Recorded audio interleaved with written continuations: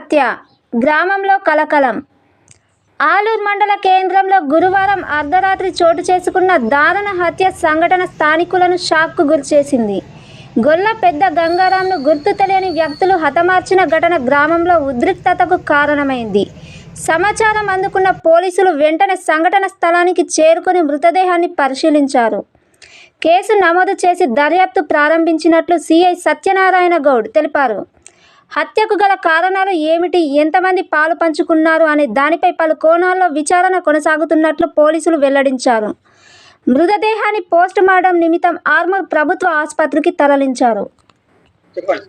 ఆలూరు మండల కేంద్రంలో తెల్లవారుజామున గొల్ల పెద్ద గంగాధర్ తండ్రి గంగారాం ఇతన్ని ఎవరో గుర్తు తెలియని వ్యక్తులు రాత్రి చంపివేసినారని మాకు సమాచారం రాగా ఇక్కడ వచ్చి చూడగానే మృతుడు తన ఇంట్లో మంచం పైన బలమైన ఆయుధంతో చంపివేసి ఉన్నారు. ఇట్టి విషయం పైన మృతుని బంధువులతో ఫిర్యాదు తీసుకొని దర్యాప్తు చేస్తున్నాం.